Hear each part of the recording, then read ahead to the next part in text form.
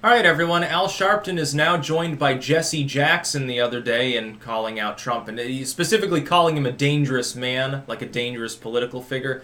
I'm sitting there thinking to myself how funny that is. So Donald Trump's main, most visible opponents within the Democratic Party are Cortez, Ilhan Omar, Rashida Tlaib, that Presley chick who joined the Gang of Four belatedly, that nobody knows the first name of, and then like Al Sharpton and Jesse Jackson. So basically, the 80s and 90s era race baiter opportunist side of the Democratic Party that nobody liked even at the time. They all would pretend in public that they loved Al Sharpton and Jesse Jackson, but in private they would all badmouth them and, oh, fucking insufferable, fucking crazy. But in public they didn't want to spar with them because they didn't want to get called racist. And this was a thing, this was an 80s and 90s thing more than it is now.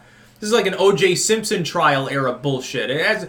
People think, oh, race is a big problem now. Everyone's being inflamed by people like Al Sharpton. Dude, it's not even close to their heyday. You think things are bad politically now or there's violence now? Man, just a topical look at the satanic panic era and the race panic of the 80s and the AIDS panic will show you things are way worse back then.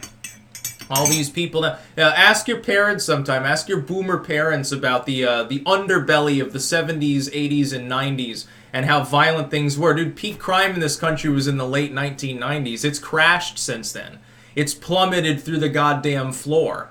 We're at a near 50-year low in violent crime. Race relations have gotten considerably better. A little bit edgy now, but part of it is that people are trying to amplify the grievances aired online that have been there since the late 90s anyway, and pretend that that's indicative of some larger problem. It's not. It's actually the visible amelioration of people's grievances, but politicians can't make a buck or a campaign off of saying things are okay now, can they? Anyway, Jesse Jackson.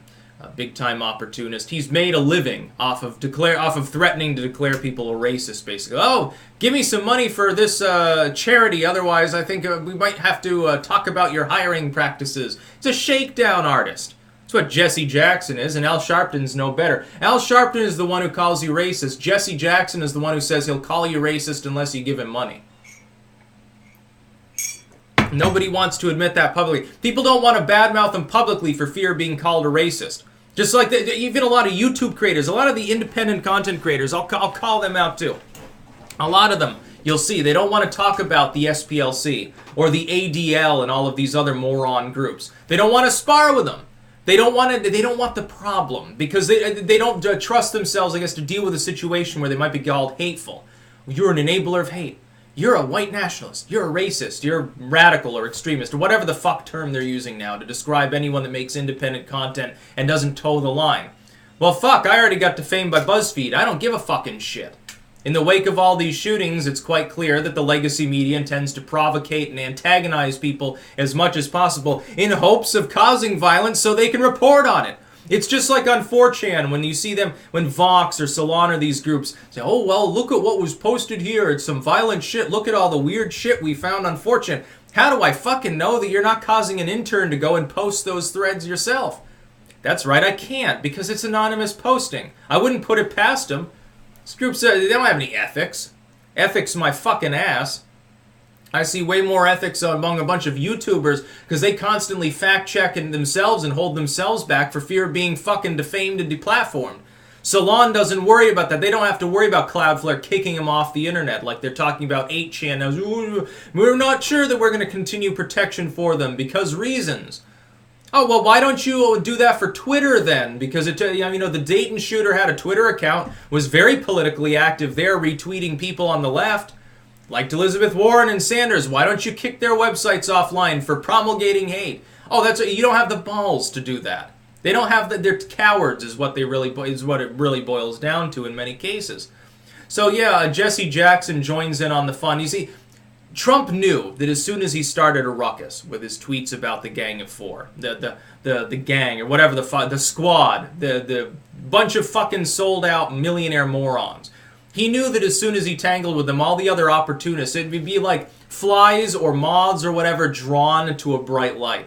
They're coming in order to flit around and do stupid shit and say, hey, look at me, because I want to be relevant too, fucking pay me.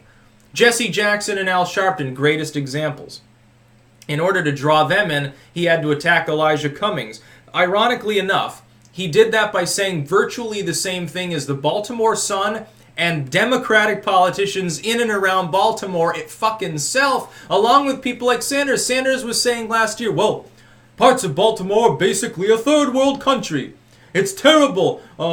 People are disadvantaged and the roads are falling apart. Nobody has healthcare access and it's a food desert. You know, that's the big thing. Like last year, the big thing was food deserts. Like farmers markets are racist. Backyard gardens are racist.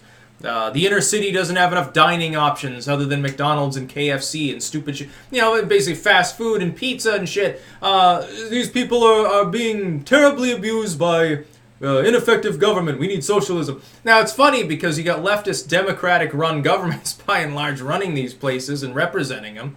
Sometimes for decades, you know, sometimes like half a century, it's been nothing but Democrats straight on down the line. Somehow, though, it's the problem of random white people living out in the boondocks of small-town America, or it's the problem of Republican politicians who have never run these states or cities. It's all their fault. It's not the fault of the local government now. Don't be getting any racist ideas, of course, says Al Sharpton. Meanwhile, Jesse Jackson, Al Sharpton live high on the hog. They get their caviar and cigars and their fucking, $100 bottles of vodka or whatever the fuck they're into. They live in penthouses and mansions and shit, and they look out at the inner city and say, oh, I identify with you so much. I can see Compton from here, says Al Sharpton as he looks out of his 20th story penthouse window. I can see Compton from here. Says Jesse Jackson, wow, yeah, I just talked to my family back in the hood. Man, it feels so good to be home from 50 miles away. Yeah, I remember, where was he raised? Who fucking knows and who fucking cares? Yeah, in most cases, that's what happens. Some fucking sellout like Al Sharpton and Jesse Jackson. Fuck them. The funny thing is, they're still pushing the same stupid censorship as before. They were doing this in the 90s. All you got to do is know a little bit about shock jocks and a little bit about the history, especially of terrestrial radio prior to the satellite, the invention of like satellite radio, like Sirius and shit. If you've looked into that at all, you'll see the commentary and you'll know what I'm fucking talking about. These people have been marching for censorship and begging for handouts, begging for fucking money for basically embezzlement purposes, and saying that if you don't pay them, then they'll call you names. They've been doing this for a long time. They're shakedown artists.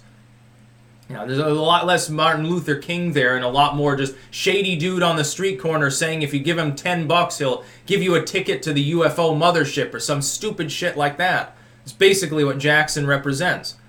Oh, Donald Trump's a dangerous man. No, Donald Trump's not dangerous.